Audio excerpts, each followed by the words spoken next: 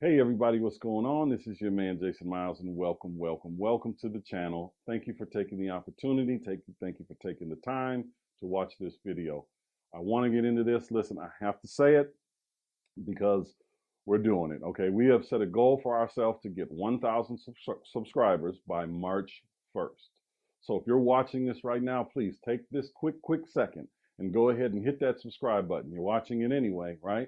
Go ahead and like the video as well and hit the bell so that you can get notified when we have more content, which is coming out a couple times a week at least, sometimes three. So go ahead and do that. I'll give you a second. Okay, cool. Thank you so much for hitting that subscribe button. I am looking forward. Please go ahead and engage with us as well. Now, let's get to business. We're doing a two-part. We did the first part last week, and the second part is right now. You're watching part two of what successful real estate investors do that unsuccessful real estate investors don't. It's very important. I'm going to put this right here. Here's part one. If you haven't seen it, it's right here. Check that out as well. And we'll be right back and we'll go through the next six.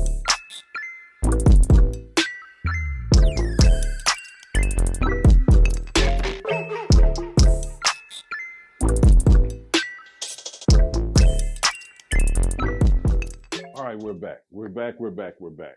Thanks for sticking with us. Now, we're just going to kind of jump right into it, okay? Now, the number one for today, which is really number seven, the seventh one is adapt to what's going on.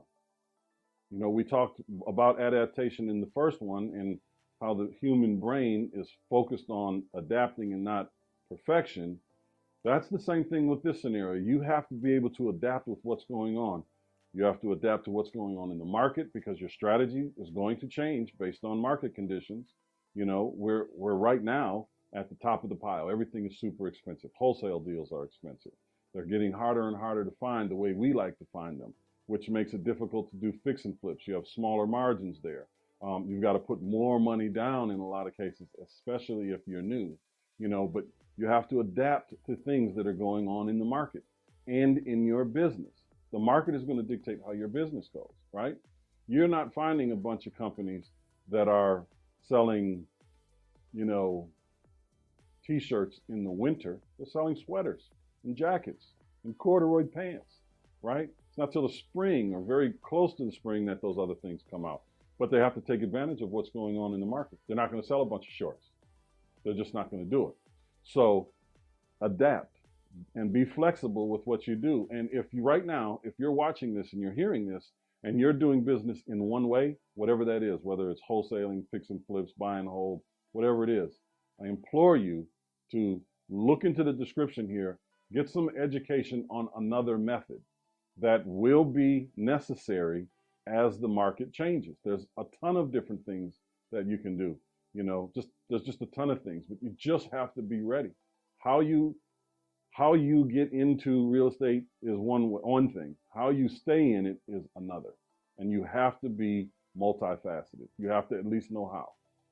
Even if your goal is to just do, you know, buy and holds or fix and flips or wholesale deals, there's just things that you need to know so that you can adapt to the market as the market changes and shifts. And number 8 is know what you do well. Have self-awareness. Self-awareness. Know what you do well. More importantly, know what you don't do well. Now, why is that important? A lot of us spend a lot of time and a lot of money trying to get better in our weak areas. Well, in business, you don't have time for that. You just don't have time for it. You have to be aware that you're not strong in this particular area, and then you have to go and hire someone that is strong where you are weak. I mean, truly, that's the basis for every relationship. You want someone with you that is stronger where you're weak. That's just the way it goes. Collectively, you come together as this superhuman, okay? Or this super company, because there's no weak point in your entire organization if you're doing it that way. And that has everything to do with identifying and nurturing talent. I'm going to put that right here. Identifying and nurturing talent. If you do that, you're going to do well. Now, a lot of business owners will say to themselves, I can't afford, or to their friends or colleagues, I can't afford to hire someone. I simply can't afford to hire someone. And I disagree with that wholeheartedly. Let me give you an example. Let's say that you make $100,000 a year and you hire someone and you train that someone to do what you do. Okay? Now, it's going to take a lot of the stuff off of your plate, but you're going to now have the ability to work on the business, which is going to create more opportunities, which ultimately means more money. Another conversation. But let's say you're paying this person $50,000. That $50,000, some of us look at it and say, well, that's half of what I make. I'm giving them half of the $100,000 that I made last year. Well, if you've trained them and they're doing what you do, you've duplicated yourself as you want to do and need to do in your business, they're going to produce $100,000. That means you're making 50% more for yourself. And this is how he sees things all the time, every day.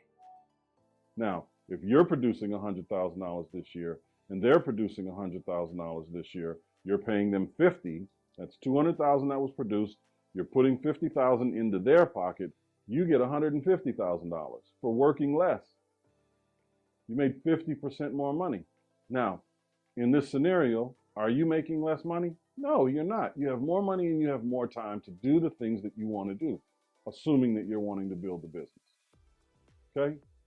So be self-aware of where your weaknesses are and do not be afraid to hire someone, whether it's a W-2 or a W-9. Maybe they're a 1099 employee. Maybe they're just a contract worker. It doesn't really matter.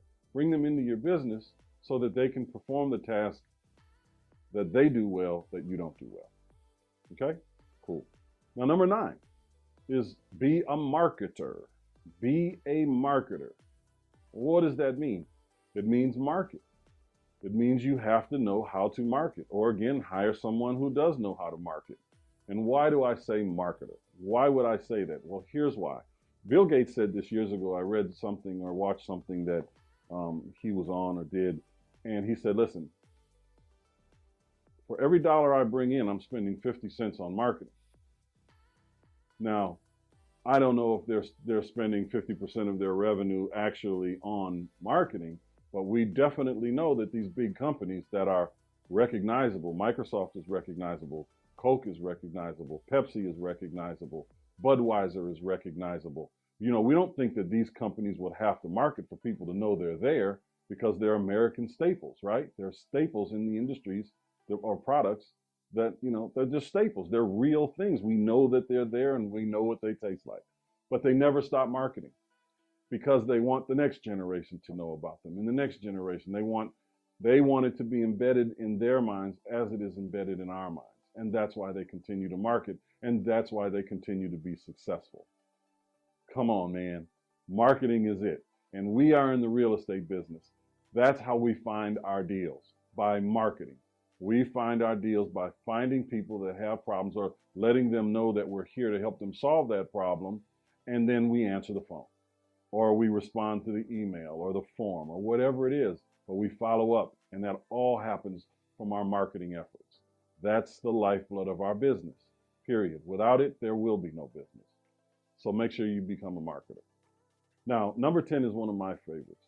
Build a team. Set up processes. Build teams. If you build teams, however you do it, because there's a lot of, again, you can have employees or you can have contract workers, right? But build teams because you've started this business to make more money, which provides you more time. You didn't start your business to create a job for yourself. If that's what you wanted to do, you'd have taken the money that you made and you would have gone out and you'd have bought yourself a job by buying a franchise. You didn't do that. You want to get wealthy. You want to have financial security, stability. You want to be able to teach your children and your friends and family, whoever's going to want to listen, you know, how they can change their life financially through real estate, right? You did not do this to create a job for yourself. And as you become successful, you're going to need to put people in place. It goes just with what we just talked about self-awareness. You're going to put people in place so that you can produce higher. You know, you can vibrate higher. You can produce more deals. If you're just the one person marketing, doesn't matter how great your campaign is, you're only going to be able to do so much. But if you've developed processes And all you have to do is learn to scale them and bring in people to do that. Bring in your VAs, bring in just your closers, or depends on what it is you're doing in real estate or how you're doing it. We've got people that go and walk the houses for us, and they go through the process that we've created, and they walk that house, they come up with the thing, and then it tells them what they can offer, and they make that offer. But we've trained them, we've taught them to do that. They get paid for walking the house, whether we do the deal or not. If we get the deal, they make even more money, right? So we don't teach them to be sellers or closers per se, but there is some sales training because, again, we want to get the deal if it makes sense. So it's more of negotiating than sales that we teach, but these are processes that we put in place so that we can have the time to enjoy our lives, okay? I couldn't be here doing this, creating this content for you, sharing my experiences, if I didn't build teams and put processes in place. I'd be out there in the streets right now looking at houses, knocking on doors, okay? I still do it when time permits, but I've got teams that do it for me, that do it with me, and we all make money off the things we do. Build teams, put in processes, install those processes and systems, and don't create a job for yourself, period. Now, the next one is pretty cool, right? It's emulate, implement, and generate. What does that mean? It means modeling, and it was just another way that they said it, and I thought it was pretty cool how a couple of them said it that way, but everyone said model success, right? So they're saying emulate success, model success, implement, do what they've done, learn how to do it, do what they've done, put those processes in place in your business, albeit personal to you, and generate, because it's through the implementation, it's through the act of doing that you start to generate income or generate leads or whatever the case, right? Just model success. Success will come your way. You're going to find your own unique way of doing a thing anyway. But model success, it helps you get going, and it gives you something to strive for. And now finally, our 12th one, our final one, is go do it. Go out there and get it done. Don't waste any more time. Stop waiting for your processes to be perfect, because they're not. You're going to always be changing them up. Get out there and work. Get out there and do it. Go put stuff together. Go meet people. Start talking to people. Get the feel for things. A lot of people are very uncomfortable talking to people about these kind of things. It's hard for them to make offers. Well, guess what? You get better at it, and it gets easier because you do it. You do it. So stop waiting to be perfect. It's not going to happen. The process won't be perfect. What is important is that you go do it and act now, because today could be the first day of the rest of your life. The goofy stuff, right? But the first deal that you do, or the first time you've changed the process from a bad one to a good one, and you get some positive reinforcement out of it, you've closed something, you've sold something, you bought something, whatever the case, that's what feels good. That's what the motivation is. So go out there and get that check. Go out there and start marketing for deals. If you don't have any money, start marketing other people's deals. Virtually wholesale. If you don't know how to do that, click one of the links below and we'll get you some education to help you know how to do those things. But you can do it right from home as you're listening to things like this. So thank you so very much for taking the time to watch this. I hope this was helpful. I know it was great. I love doing the poll, and I love speaking to the people that we spoke to in gathering this information. Yet again, if you have not subscribed, please, right now, click that subscribe button for me, because you've watched the video. You can help us out a little bit. We want to hit that goal by March 1st, okay? 1,000 subscribers by March 1st. So thank you so very much again. Thank you for watching this. Make sure you check out some of the other videos that we have for you, some of the things that I've mentioned in here. If you haven't seen part 1, go watch part 1 of this. This is your man, Jason Myles. I really do appreciate you, and I'll see you next week. Peace.